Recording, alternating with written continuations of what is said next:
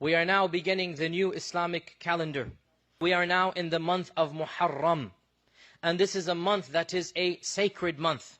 In fact, our Prophet ﷺ said that the best month to fast after that of Ramadan is Shahrullah al-Muharram, the month of Allah al-Muharram. So notice, our Prophet ﷺ called Muharram the month of Allah. And no other month has been called Shahrullah other than Muharram. He literally called it Shahrullah al-Muharram, the month of Allah, Muharram. And therefore, this is of the highest honors that has been given to this month. And no other month in the Islamic calendar has been given this honor. This month of Muharram is one of the 4 sacred months. And in fact, many of the Sahaba said, it is the most sacred of the 4 months. Obviously, Ramadan is the most sacred month of the year, but Ramadan is not of the 4 sacred haram months. And Muharram, many of the scholars said, is the most sacred of all of the sacred months. When Umar ibn al-Khattab instituted the calendar, 10 years or 8 years after the Prophet ﷺ passed away, they discussed which month should we begin the calendar with. And some said this and others said that. And one opinion was Ramadan. And one opinion was other months as well. Until finally, the most of the Sahaba, they said, Muharram makes the most sense to begin the year with. Because of its blessings and because it occurs right after Hajj. So it's as if it's a new beginning. And so they decided that the first month of the year shall be Muharram. And so Muharram from that time onwards has always been the first month of the year. And it is a month where the Prophet ﷺ would fast regularly. And Ibn Abbas reported that I never saw the Prophet ﷺ more concerned about fasting than on the day of Ashura and in the month of Muharram. And the day of Ashura literally means the 10th, from Ashara. The fasting on this day was made obligatory even before Ramadan. It was made wajib in the first year after the Hijrah. And everybody had to fast the first year. Then Allah revealed Ramadan. So Ramadan became wajib, and the next year Muharram became recommended and not obligatory. So the first year of Islam, it was obligatory on all Muslims to fast on the 10th of Muharram.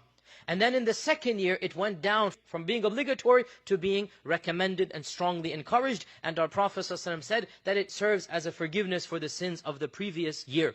On this day of 10th of Muharram, our Prophet ﷺ told us that Musa alayhi salam was saved, Moses was saved from Pharaoh, that Nuh alayhi salam, his ship landed on Mount Judi, that on these days many incidents happened in the past that served as a day of celebration and rejoicing.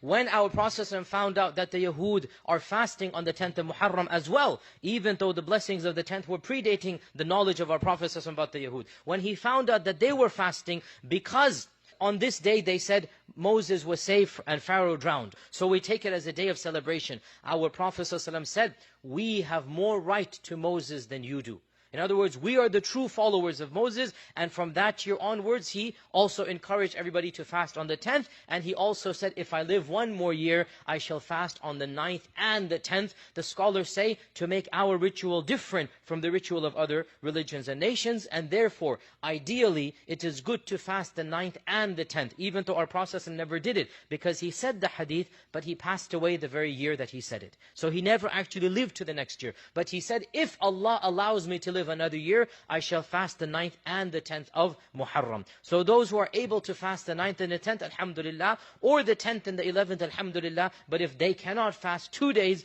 then at least on the 10th, they should definitely fast on that day. And it is a day that, inshallah, if you do it properly and sincerely, the minor sins of the previous year are forgiven. And no doubt this day also is a day in which a historical tragedy occurred, and that is the massacre of Hussein radiyallahu ta'ala anhu. That tragedy does not have anything to do with the sanctity of this day. It was a coincidence that it happened on that day. And the fact of the matter is that the death of Hussein is a historical tragedy. But the blessings of the 10th of Muharram and the fasting of the 10th of Muharram is separate to the historical tragedy that occurred coincidentally on the 10th of Muharram in a later year of the Hijrah, the massacre of Karbala. And unfortunately, people have taken this massacre to imply and to give meaning to Muharram. But Muharram was blessed and sacred before the massacre. And the massacre massacre has nothing to do with the sanctity of the month and the fasting of the month. And Ashura was a day that was holy before Hussein was martyred on that day. And therefore we as Muslims, we take the 10th of Muharram not as a day of mourning, but as a day of worship of Allah subhanahu wa ta'ala, as a day of ibadah, as a day where we are conscious of Allah even more, and we come close to Allah through our actions of worship, through the action of fasting. And let us make sure we fast on the 10th, and if we're able to on the 9th and the 10th, or the 10th and the 11th, but at least on the 10th, and especially in this month overall. This is a month where overall our Prophet ﷺ encouraged extra good deeds, extra fasting, extra charity. It is one of the sacred months. May Allah subhanahu wa ta'ala make us of those who utilize it to the best.